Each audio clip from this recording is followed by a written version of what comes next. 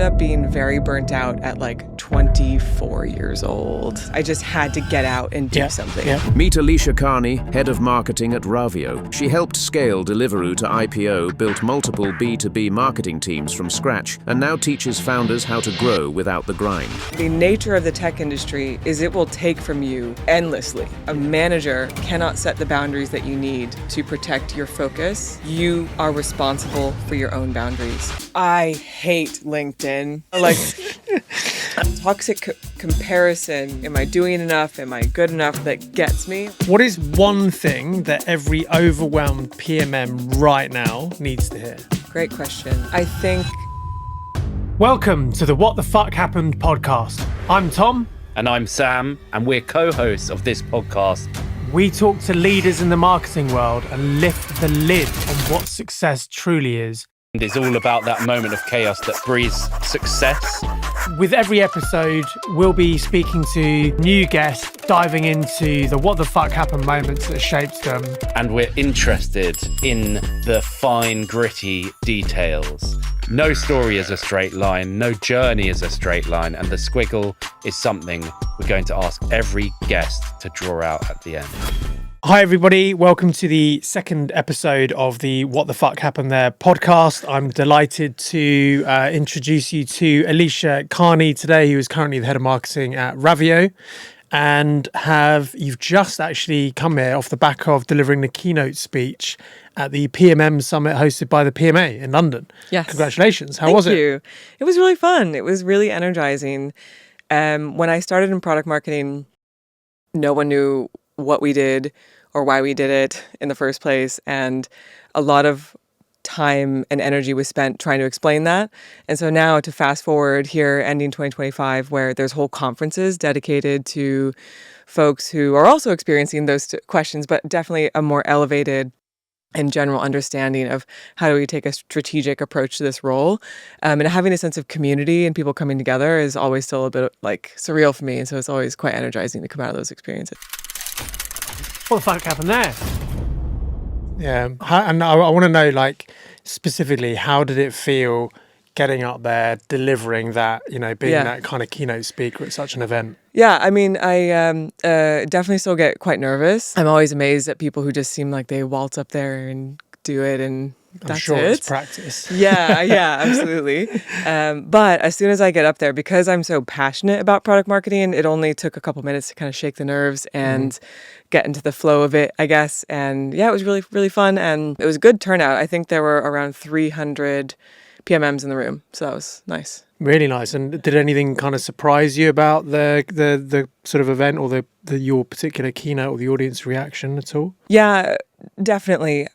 I think I was quite struck after it ended how many young PMMs were kind of running up to me and saying how much the message resonated. There's a whole new generation of product marketers right now. And I can imagine just in the context of the job market, the tech industry, the world right now is a bit intense. And so to be emerging into this space and trying to build a career, it must be even more high pressure than it was, 15 years ago when I was starting. And so I was really happy that the keynote message, which was about you don't have to be everything to everyone. You have to know what your strengths are, what really motivates you on a personal level, and build a system around that. And don't think about competing with people who have opposing strengths, or don't compete with AI. These are all things that can help to balance you out. And so to have that message resonate with folks who said they felt seen and validated and like inspired by it, and that their pressure and their stress was shared with someone, that was my lasting impression, which made me feel really good about the outcome. That's awesome. I mean, well, congratulations. Oh, thanks. I'm glad it went well. Thank you. We'll come back to some of your I guess like lessons and experiences and frameworks and some of the stuff that you've shared in the keynote a couple of days back. But what I want to do now is kind of get you to sort of introduce yourself. Like, who is Alicia, the person, not the LinkedIn, not the kind of polished professional version, but who are you? And what is your story? How did you get into product marketing? Yes, like most product marketers, I definitely fell into it. I don't know. I mean, literally no one goes to university to study product marketing. Maybe that should change. But so I, many moons ago, got a degree in sustainable tourism I'm a big person who is always thinking about climate change. But as soon as I entered the job market in 2012, I was like, how the hell do you get a job in sustainable tourism? So I was living in San Francisco at the time where I was from, literally tripped into a B2B startup. Kind of started in traditional marketing, doing all the basics like webinars and case studies and general admin kind of stuff. And then found myself being pulled more and more, just inviting myself to stand up with the tech team and wondering why the sales team and the product teams hated each other. And like I was at early stage startups where the whole company was in one room. And I was like, how can we have silos? And yeah, so I remember one of my first kind of B2B startups, it was an expense report software company called Tally. And I think I was hired as like the marketing analyst and analytics lead. So I wasn't in a product marketing title yet, but I heard the engineering and tech teams, blaming the sales team for not knowing how to sell this thing. And then the sales team was like, well, they're not building the right thing. So I took them out to lunch. I took a commercially minded engineer out to lunch with a salesperson. We established common ground and finally worked together on the real problem, which was like our free trial experience sucked. And so that was when I fell in love with this intersection between these different worlds. And that's kind of the start of my product marketing career back in 2013, 2014 is when my first role was. But I think it came from my more natural interest in understanding different types of people and speaking their languages. Yeah. Yeah. And then from there, you've moved into various other different roles, of course, but yes, eventually ended up at Deliveroo. So how did that happen? So that job was amazing. My first B2B startup was great and I made lots of lifelong friends, but I mean, I don't know how I did this, but I wound up being very burnt out at like 24 years old. I don't know how you do that. And I was just in an inflection point in my life where I had ended a long-term relationship and just was born and raised in and around San Francisco and just felt not bored by the city. It's a beautiful city, but like I just knew every corner. And so I wanted to take a leap. I wanted to have an interesting life. And so I kind of blew up my old life, ended the relationship, sold all my stuff, gave my cat to my dad, which was my greatest regret of my life. I didn't know about the cat. Yeah, she's still alive. She's like 16 years old. Yeah, she's sweet. Noe, named after Noe Valley in San Francisco. And so I moved to London first for another early stage startup called Kayako, and was there for 2.5 years until we were acquired. And when we got acquired, we all got laid off. And so I lost my sponsorship. And Deliveroo was the company that picked it up and hired me. So that is the reason I'm still here. Like timeline-wise and dates-wise, Yeah. when is this? What year are we talking? So I moved over in 2016, and then I went to Deliveroo 2 years later, kind of mid-2020, 2018. And how can I just, sorry, I know I'm sort of interrupting the next No. part here, but this whole sort of podcast, I mean, it's called the What the Fuck Happened There podcast, right? And obviously this moment of suddenly feeling burnout, quitting your job, packing your bags, moving to not just country, but moving to a different continent. It's obviously quite a big thing. Yeah. Are you maybe happy to just share a little bit like more into like that period and like I mean why France? Yeah. Like why? Yeah. So I guess the mindset that I had when I was leaving Tally, that first company, is when people ask why did I move to London, the real reason, not joking, is that I was sitting in gridlock traffic on the Bay Bridge, commuting into the city, living at my mom's house, trying to figure out my life. And I was just like, there has to be more to it than this. Like working 14-hour days for an early stage start, someone else's company in my 20s.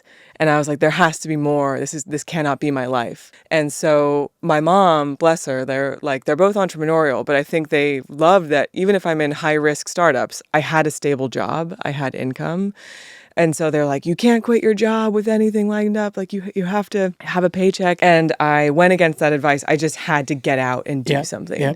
I had been applying for jobs in Europe, anywhere from Dublin to France to Berlin and London, and nothing was working out. I was getting up for interviews at like 4 a.m. Now I'm like, why did I do that? But and then I just switched gears and I looked at this marketplace. It's called Woofing. Have you heard of that? No. It's worldwide opportunities on organic farms.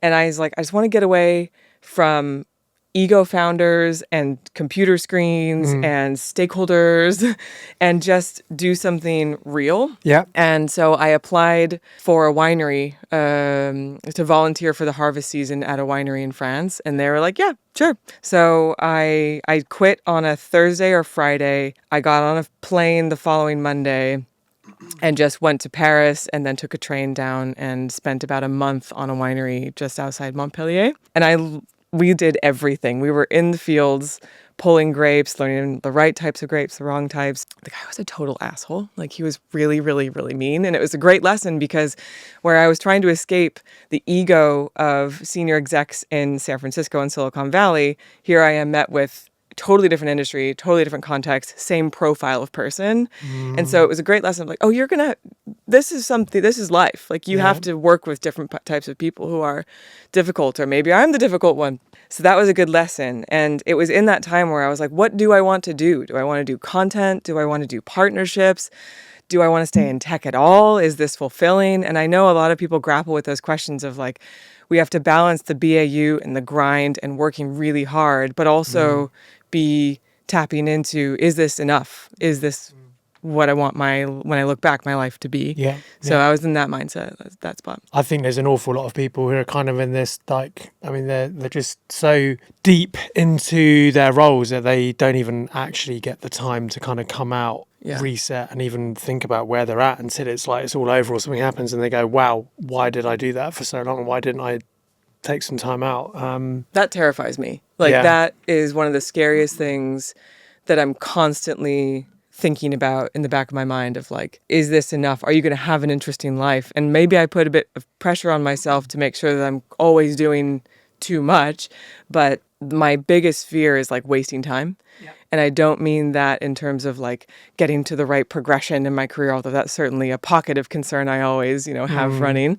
But it's more like, did you get the most out of your time when you were able-bodied, when your family was here, like, all those bigger things. I mean, it does, I do feel sort of, I don't know, I always find it feels a little bit like cheesy to talk about like your most valuable thing is time, but like it actually is. Yeah, like, I think the older you get, the more you actually realize that's real. I know. And I do kind of keep looping back to that and you're like, God, I wish I'd done things sooner, but that's hindsight. Yeah. So, I mean, did this move over to, I'm curious because, you were burnt out, but you were in like early stage tech, kind of. You then moved over, you did the wine thing. You've then worked in a big tech company, Deliveroo, but then you're back into small tech. Yeah.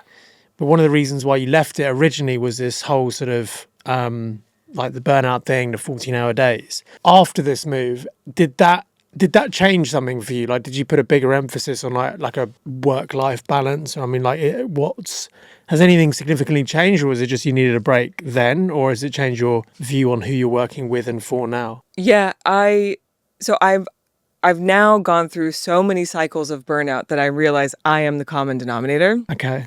And that the nature of the tech industry is it will take from you endlessly. Yeah. And it is fast moving. It's fast moving. It's chaotic. It's messy. And usually in startups where there's constrained resource, if you don't do the thing, no one else will. And I like building things. I like being hands-on. I think that's why I've come back down early stage. But I have more awareness of the role that I play in setting boundaries and realizing that I will get better business outcomes and be more valuable to a company if I'm not like at my wit's end and like exhausted all the time. Yeah. But I will not say that I have mastered that. Like, it's still something I totally struggle with, but I more realize that it's not always the relentless context of any company, whether it's a tiny early stage startup and I'm the 5th employee, or a 5,000, employee company like Deliveroo in a hypergrowth phase. I mean, I think it's becoming extremely difficult to manage that balance. I think there's a level of like self-awareness that you need to have in order to just be conscious of the fact that you're getting close to like burnout, or that you are. And not everyone even has that, right? But then once you get that, you can say, okay, well, I need to manage this. But I mean, I say this from my perspective as like a founder, like I know there's been many times when I'm like, I feel like I'm making bad decisions because I'm not thinking about everything like with clarity. Yeah. Because it's too much. And I know that the thing I should do is take some time back. Yeah. But at the same time, I'm thinking, but there's too much that needs to be done now. Yeah. So I can't take time off. So it's like this, But then you know that over time, turning up and like doing all of these things at, I don't know, 70-80% of your like ability is not as good as if you just take the time off and go back to it 100%. I don't think anyway, at least. Yeah, I agree. I want to just dive back into some of the core themes actually that I unfortunately wasn't at the event last week, but keen to just find out a bit more from you, like what were some of the core sort of themes that you were sharing with other sort of PMMs and at the event earlier in the week. Yeah. So it's... You talked about a framework maybe right at the beginning, or that you were... Yes. Yeah. So I guess the context is in the latest chapter of my career, I've gone from being more of like a principal level PMM IC to now a head of marketing. And in that progression, felt so much growth and broadening my skill set, but also realizing where the gaps are in my skill set. And I've had so much pressure on myself and feeling like I'm failing in certain areas that are my weakness. And I reached a bit of an inflection point where I realized I cannot be great at all of the things that I am responsible for in a head of marketing role, and that I need to know my strengths, find in the talk I talked about my edge as a person, not as a head of marketing, lean into it and assert it, and then amplify it and scale it with the right systems that kind of balance out my weaknesses, so to speak. So the framework that I introduced in the context of this talk was the PMM Edge Framework, and it's about finding, asserting, and scaling what you are naturally good at, and defining strengths as not just your professional skill set and not just what the company wants you to be. Yeah. It's about your natural talents and what drives you and motivates you and inspires you, because that's also how you tap into your best work, and identifying the moments where you have created undeniable impact and leaning into those areas, and then finding ways like AI and support systems and peers and tools to balance things out. So that's kind of the premise of the talk. Yeah. Okay. What's like for those listening to this who weren't there, what would be your kind of like the number one piece of advice for PMMs right now from everything that you delivered? What would that be? It would be to do the work, and now is a great time of year as we're coming into the holidays, and really do the reflection on what is your edge. And that's not a straightforward and easy question, and I think it's one that will continue to evolve. In fact, at the end of the day yesterday, I got to participate in Tamara Gominski's personal brand positioning workshop, which was actually putting my talk into practice of what am I great at? And how do people perceive my strengths? How do I want to be perceived that's different from that? And the main outcome of that workshop across all the different folks in the room was, I have some more work to do. To actually think about that question. It's not something you can sit down at the table and 10 minutes later you're like, cool, I know what I'm great at. It takes a lot of really deep reflection in terms of how you see yourself, but then tying that to evidence and kind of shaping that. So I think my one message to product marketers is try to to mainly product marketers, but really to anyone, is to remove yourself from the constraints of who your company wants you to be, and instead reflect on who you actually are and what that edge is. And that in itself is a lot of homework, I suppose. You have been a PMM for early stage tech and for big tech. Is there any kind of, and you're talking specifically about this thing, about not thinking about you within the realms of those companies and think about you individually, but putting it back on the companies that you work with. Yeah. What are the differences, if any, like between, for you at least, your experience of being a PMM in these two? Because from the outset, they would seem like they're completely different. And internally, things must be different in terms of how things work and operate. Yeah. Deliveroo is, at the time that I was there from 2018 to mid-2021, I went from Deliveroo feeling like, well, I should say that I was within the growth org in Deliveroo. So it was kind of a startup within this growing, scaling global business, which actually worked well for me because coming from a startup background, I had to come in and reset expectations for what product marketing was in alignment with my unique strengths of bringing people together, speaking different languages, helping people feel and seen. Like, I'm really big on empathy, even within companies, because there was, again, a lot of finger pointing and a lot of miscommunication and communication breakdowns. And that is a problem area, like I said, that exists in early stage startups too. Those silos can exist when 30 people are sitting in a room in San Francisco and not talking to each other, not understanding each other. And not only is that's not a soft problem, that's not a soft skill problem, that is a business problem, that lack of alignment. Yeah. It means you're wasting resource. It means your product team is, not tapped into the commercial experience and how prospects are truly perceiving your product. So there are commercial outcomes. And so I think there was a commonality. Despite the scale of Deliveroo, it was 100% year-over-year growth in this kind of unicorn phase leading up to the IPO. But it was the same context going back down to early stage. It's about having clarity, understanding who is actually best fit for your product and your who's the best fit customer, and allocating your resources and your priorities and your teams in alignment behind that focus. Yeah. So very similar principles, just different magnitudes of chaos and sometimes some politics, maybe a bit more politics on the scale up side of things. Yeah. I mean, my role at Dojo, I kind of sort of act as an account manager, I guess, for a lot of our customers. And it amazes me / troubles me still, like how often we go into businesses and talk about, okay, what are the goals here? What are we trying to achieve?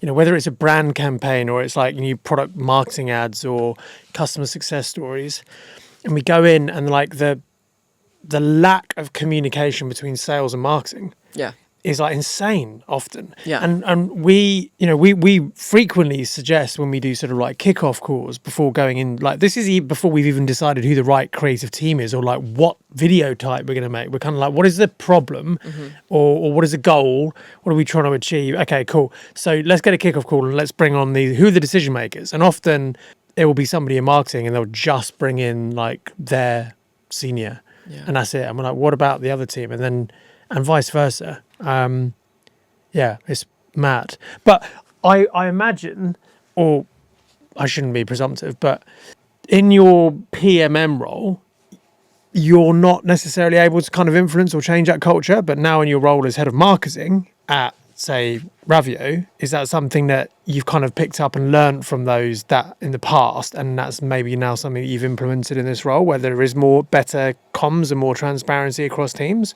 I think in some ways I found it to be easier at Deliveroo because I was just an IC and I had so much focus in the scope of my role, which was make this ad platform successful. And that was kind of it. And so that constraint enabled me to see the biggest cracks in that go-to-market process, which is the local teams have no idea what we've built, why we built it, and why they have a KPI in their head to now make it successful. Okay, I need to make sure they understand what we're doing, they're feeding into what we're doing, and similarly, that the product team understands and empathizes with those local teams so that we have real feedback loops to make this a better product. And that was a huge part of what I talked about in the keynote, is using my edge and empathy and that alignment piece to actually make this successful. Yeah. In some ways, I think I have I actually, at Deliveroo, I was young, I was naive, and I remember having a lot of criticism for senior leadership. And now thinking, you are like, one. How could it be this how could it be this chaotic? And then you're like, oh my gosh, you are in a head of marketing role, in a leadership role, the surface area blows up so much that you're looking after. And you only have so much capacity for a bit of depth. And in the PMM role, when scope is constrained to, a particular metric, like improving your win rate, speeding up your sales cycle, or in a more PLG context, like driving more product-led adoption, driving LTV, you have constraints that allow capacity for depth. And when you're in a senior leadership role, I think one thing I really struggle with is seeing the problems laid out before me that I have a compulsion to solve, but I don't have the bandwidth to be able to do it the right way. I really struggle with that. Can't do the same like deep dive. Yeah. And so you really have to think about systems and enabling other people to have the depth to solve that. And it's about having the clarity of when is something so urgent you have to get to it now. So yeah, I have a lot more empathy and to be honest, like respect for what it takes to be a good leader. It's really hard. I literally just wanted to bring up the word empathy actually, because is that something that has been harder to have or give in this like more of a leadership role as well, or Towards just everyone? Yeah. No, Or is it not at all. No. I think it has broadened my empathy and seeing how and seeing difficulty and complexity and friction in from different angles. Yeah. I think one thing I want to work on is every time I see a problem, I feel accountability to solve it immediately. That is my thing. I want to solve problems. And so I think I then kind of internalize, like, if alignment across organizations isn't great, I feel accountable for that negative outcome. Okay. So in terms of empathy for others, no, I think that's only continued to grow and broaden, but it's more the pressure that I put on myself to solve those things and get out. Like, that's a little bit of ego talking. Like, it's not all about, I don't have to come in and be the savior. And so good leadership is about enabling other people to have those stories. Yeah. And to take the wins. Yeah. I won't name check, but I worked in a company and which I left, and the leader of a particular team was like, any win that was really like created by anybody else in the team, it was always this person would always like try to do the last bit of whatever that project was. So it was always, it was their win always. And like, that's the opposite of what you should do. Yeah, I think like really like leadership is you want people to have all of those wins, don't you? You just want to be the enabler. Yeah. And I think that and this was actually a question I got in the keynote yesterday. At the end, someone asked, how do you assert your edge and your wins without sounding self-congratulatory? And I was like, well, you're talking to an American. So clearly we over-index on talking about how freaking great we are. Yeah. Jeez, that's confidence. Yes, right. Problem in itself. But I have noticed, and I have, as I've helped other folks in my teams over the years, I'm like, you have to bring people along for the journey and tell the story. And I don't know if this is a cultural difference, but I've noticed some folks in my teams who are British are like, this is repulsive. I don't want to do this. Yeah. I mean, we could do a whole other podcast on like across the Atlantic. I mean, as someone who sits, is trying to build a business, and my whole background really has been sort of sales orientated. Like, I love the like American energy and confidence, and it like, it doesn't matter if you're looking at business purely from a business perspective, then everything in America is bigger and better and faster, and it just is. I think there's like the whole of Europe has got this sort of, Britain in particular has got like, we don't want to talk about ourselves or talk things up, and don't aim too high, and our ambitions aren't quite as big as they could be. We like to, but in a kind of, I mean, actually, this is maybe something we can tap into a little bit, because you have worked a lot with founders as well, and that's kind of a big thing, is right, founders and how founders communicate and build. And I do think there's more that people can do this side of the Atlantic in terms of how they communicate and show up and talk. Yeah. It's a big thing. Yeah. And I think that this is maybe an oversimplification, but I think the answer is just better together. Like, it is never just the founder who has made a success, that has made a startup, that has made an idea possible.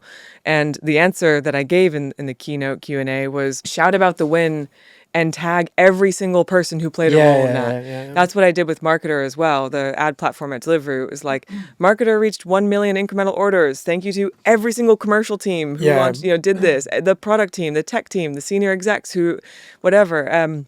And when you can position you and the larger group as making that win possible. Yeah. I think it takes it helps to navigate that like awkward cringe thing. Yeah. But and that's why I think founders, both for like their mental health and so much pressure on them, but also just like build an ecosystem around your startup. Yeah. Build partners, build at Ravio, we have so many different layers of ecosystem. We have kind of peers in the HR space. We've got customers. We have integration partners. And those different levels enable us to take a more collaborative approach to go-to-market, which makes it easier to tell stories of success when it's in the context of better together. Yeah.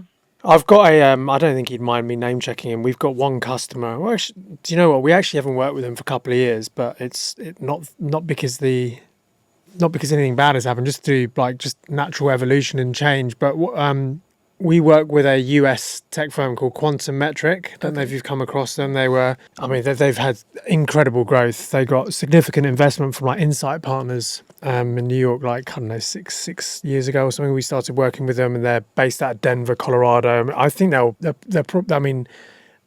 IPOing, I think, at some point this year, or at least that's on the cards. Nice. And but I always remember like their founder, CEO Mario, is like he's the first to kind of like he's a very content friendly founder, right? He's always in front of the camera, like, and has always been throughout their growth journey, and he's always like the first to kind of be out there publicly talking about the wins or shouting about the success of what's going on, but always through the lens of like the team or the customer. Yeah, great. So he's, you know, and when you watch the content, you really notice it, and therefore it doesn't come across as this kind of like egocentric, like mad, you know, CEO. It's actually like it's gratitude. Yes. On steroids.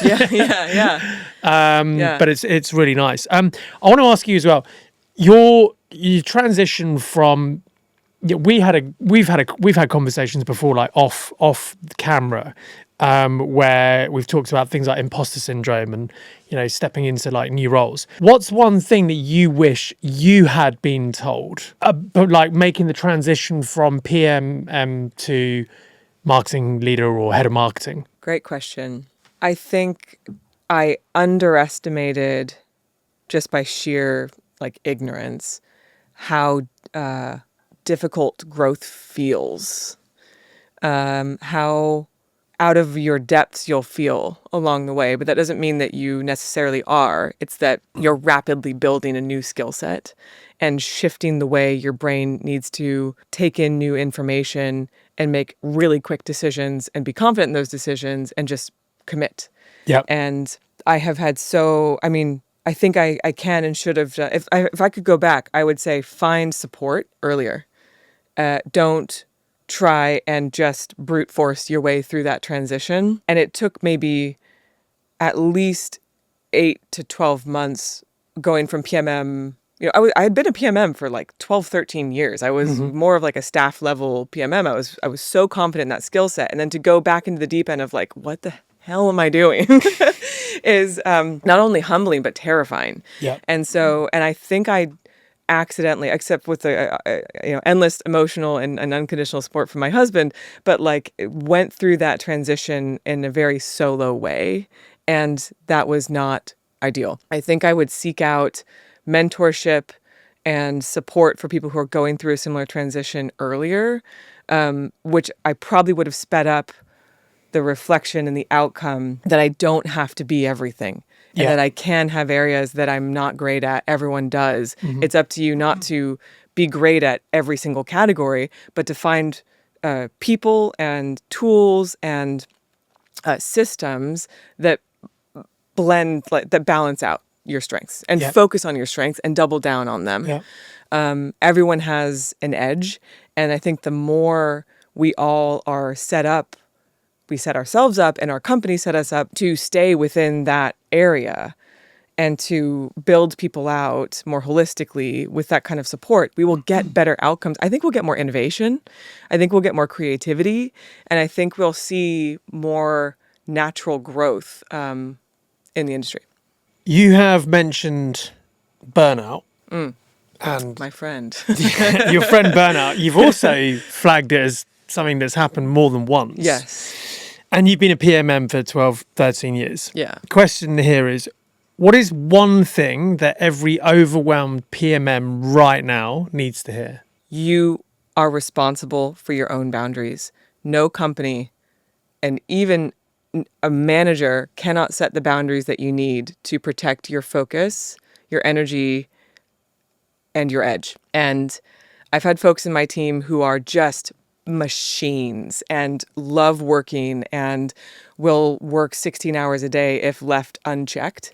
And I, as a manager, cannot force you to close your laptop. I can tell you I don't expect this of you, and I'm concerned about you, and I don't want you to go down the same path that I did, crashing out of Deliveroo on medical leave after the IPO. But it is up to the individual to look after themselves. So I think I've gone through so many cycles of burnout and maybe had some resentment of like, oh, I got overworked and all this kind of stuff. It's not companies are companies, you know? It's I mean, if you want to avoid it in the future, you have to take responsibility You have and to not take blame it, responsibility. because from your own experience, at least, it will happen again. And don't get me wrong, there's plenty of toxic places where you that's not what I'm saying, that you should let companies be dumb. But I do think that if you're in a sustained period where you're over indexing, you're exhausted, you're not able to show up adequately in other areas of your life that matter most, like with your friends and your family and your partner, then I'm not like trying to this is something I'm still very much trying to figure out. I'm not saying that I'm like I've figured this out, but set a deadline for when that will change, and if it doesn't change, you have to think about what happens next. It's good advice, but as you say, it's easier. Yeah, we got to practice what we preach. It's right? easier said than done. It's easier said than done. I mean, so just to be super clear on that, I am constantly exhausted and get home right now and just scroll on TikTok, and I have my little weird Farmville game, and my husband's like, "Are you okay? You are disassociating right now." I have done I've literally posted like a handful of times over the last sort of 2-3 weeks about time out and work-life balance, and the ridiculous thing about it is like I'm literally writing those LinkedIn posts from the beach whilst I'm like with my like kid or with my wife at a 100%. restaurant on a Saturday, and I shouldn't be doing work. I know. So but at least you're like with them. But I'm thinking about it. Yeah, and I know you took some time recently with your family, which was great, and I took 2.5 weeks off in October to go back to California and spend time with my parents. And what really grossed me out is how guilty I felt trying to just rest and fully take the time off. Every single day I felt like, oh, you should be writing your newsletter, you got to do your LinkedIn post. And it took effort for me to just chill out.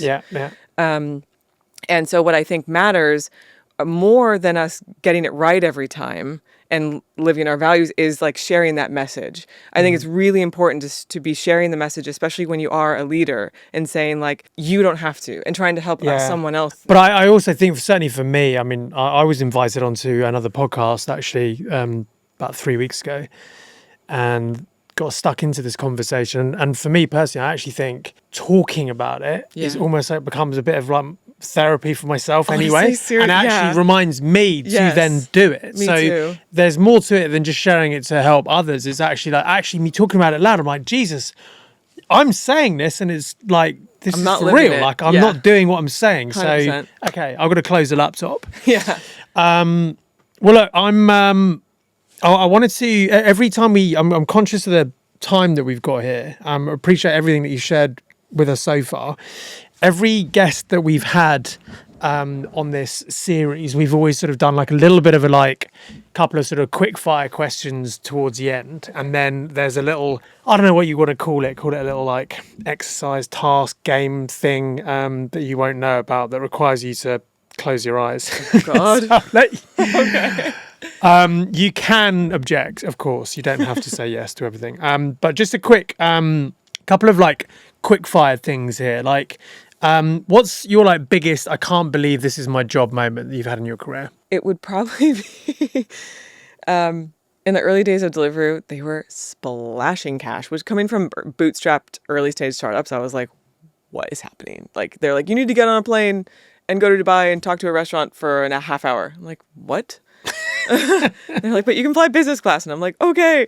But I think like there were a few moments doing the research and talking to restaurants. I was sitting in the maintenance facilities closet of a tiny noodle shop in Singapore interviewing a restaurant manager. Right. And he went on a 45-minute rant about how he hates Americans. He hadn't heard me speak yet. He hates Americans. Our olive oil is really poor quality. And then as he was talking, I didn't want to speak because then I would reveal that I was American. Right. And that was when I was like, how is this part of my job? But he was actually very lovely. Yeah. And we do have good olive oil. I didn't get to come back and give him any, but that was probably the most insane moment. But I love that stuff when you're out of the office and in talking to people and having. A lot of companies and a lot of offices. I mean, there aren't even a lot. Some offices don't even exist. Yeah. Okay. That's really fun. What about and everyone is talking about, there's another new tool that gets released every single day that makes people's lives easier. But what is a tool that you use that you secretly hate, if you're even allowed to say it? Let's see. That I secretly hate. I mean, I would personally say LinkedIn, if you can call it a tool. I hate LinkedIn. I hate it. I absolutely hate it. Like, I must use it, but I hate to use it. And I recently went to a dinner with other product marketers and was speaking with other folks who have double the following that I don't even have that much, but folks who, when I look at them objectively on LinkedIn, I'm like, they are so successful, they are doing great. And then at this dinner, they're like, it's so tough, I hate this. And I find we were talking about how like, so you're not alone. Like we were talking about how like, for me, the toxic comparison stuff of, am I doing enough? Am I good enough? Whatever. For me, LinkedIn is the social media channel that gets me, where I'm like, what am I even doing with my career? I don't care about Instagram. I don't care about people's houses or what they're doing, you know? And then, you know, I just took a weekend off this weekend and went to Scotland to visit a friend. And I was like, oh, no, I'm doing okay. I'm doing all right. It's fine. Who cares? Yeah. No one's really thinking about me, you know? No. And so I find it really difficult to get the benefits of LinkedIn in terms of connection and community. That's how we found out about each other, while containing my propensity to compare myself to everyone else. Yeah, that is hard. It's hard. I mean, there is one specific thing, though, that I really, really hate about LinkedIn, which is, and it's kind of your point, like you take a weekend off and you go, I don't need to keep posting every single day because no one cares, no one's there. Apart from the algorithm does. And so if you do actually dare to take a week off whilst you're on holiday, when you come back and you start posting, it's like you've dropped from where you were. Like that's the bit that I hate. There's no there should be a pause functionality For sure. so that you can take the time Just go out, tap out for a minute. and not be negatively affected. But anyway, enough about LinkedIn. So on to the exercise.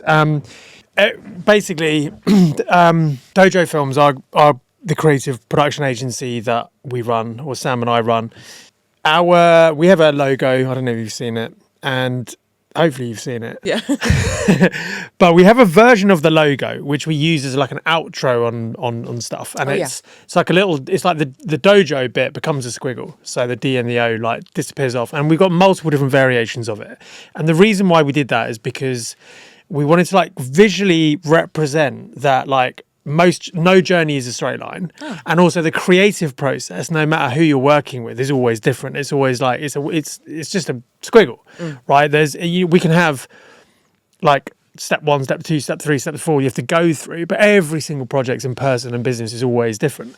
So what we've done on this podcast is, at the end of every episode, we've asked each guest to close their eyes, look at the camera, and draw a squiggle that represents their life. So I don't know, you can start from wherever, and it's kind of, I'm at school and I was enjoying it, and then I went on this epic holiday, and then I broke up with this person, and then I lost my job. You know, that's the vibe. Yeah. If you're happy to do this. So I'll just ask you to literally, if you want to look at that camera over there. And close my eyes? You don't have to close your eyes. It's just that if you close your eyes, we found it's easier to think about. Okay. Okay, so let's see. And I'm looking at the camera. Straight down that one, yeah. Oh my gosh. Okay. And that's why you can close your eyes, because then you're not looking down the camera. And I won't stare at you either. I'm interested in the journey. Okay, so this won't be clipped for LinkedIn of me like. No, don't worry. This is just in the full length episode. Okay. Yeah, don't worry. All right. So I grew up in a cow town in Northern California, just above San Francisco. I was a sporty kid, and suddenly I got diagnosed with a crazy autoimmune condition, and I was stuck in bed for a year and dropped out of high school. Sorry, camera.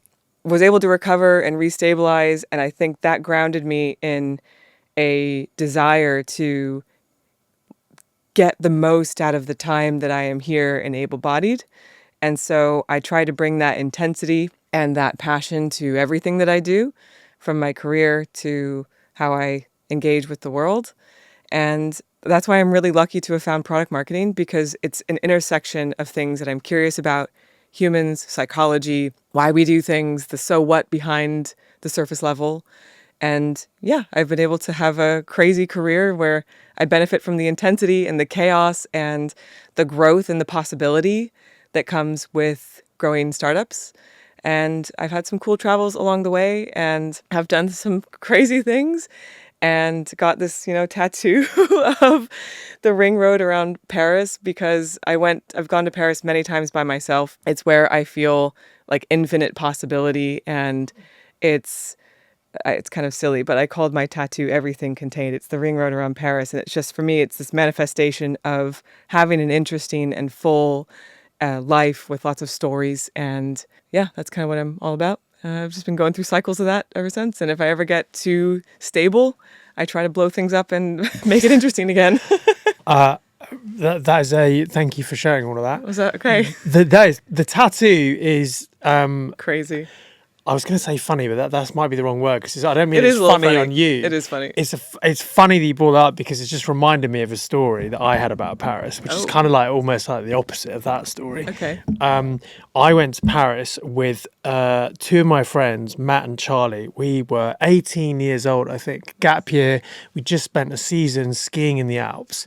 We had a pickup truck and we were driving back to the UK. And this is when we were 18, so I'm 37, so what's that, like nearly 20 years ago. So Google Maps didn't exist, and we were like students, so we didn't even have like TomTom. Do you remember like the satellite thing? Like we literally had a map, like actual map, like a map book, if you remember those. Yeah. And we were driving from the Alps to the UK. That's a long distance. And I remember we got to Paris, and we had arrived very, very late, and I remember we parked under the Louvre, and because we'd gone exploring, and like as you do when you're really young, we did sightseeing from like midnight till 2 a.m. like on our own, and then we'd gone back to the Louvre, got in the car, and that night because we had no understanding of distances, our plan was we were going to drive to Disneyland that night and stay there. So we got in the car at like 2. Amazing.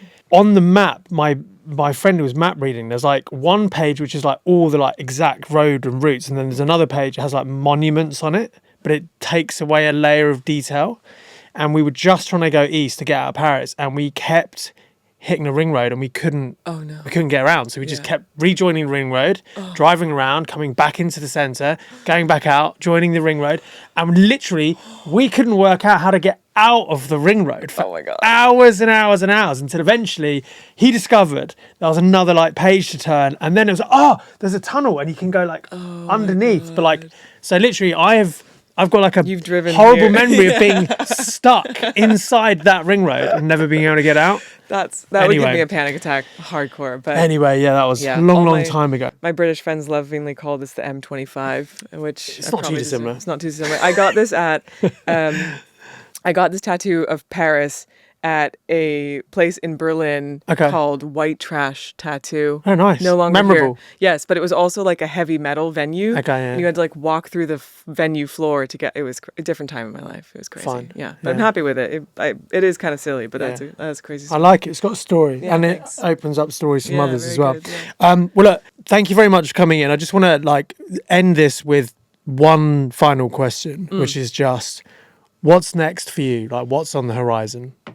I am trying to find the right balance between loving my team at Ravio and the growth journey that we're on with staying connected with my roots in product marketing and in that community. I really care about product marketers because we all share the same worldview and mindset and this curiosity about psychology and people and why they are the way they are.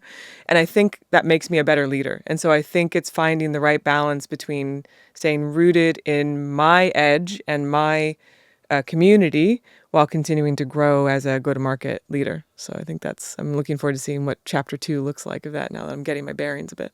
Alicia, thank you very much. It was a pleasure having you on here. Thank you for everything that you shared, and wish you all the best in the future. You. It was really Cheers. fun. Thanks for having me. Thank you for listening to the What the Fuck Happened podcast. If you enjoyed this episode and want to listen to more, subscribe to our channel. We look forward to seeing you at the next one. What the fuck happened there?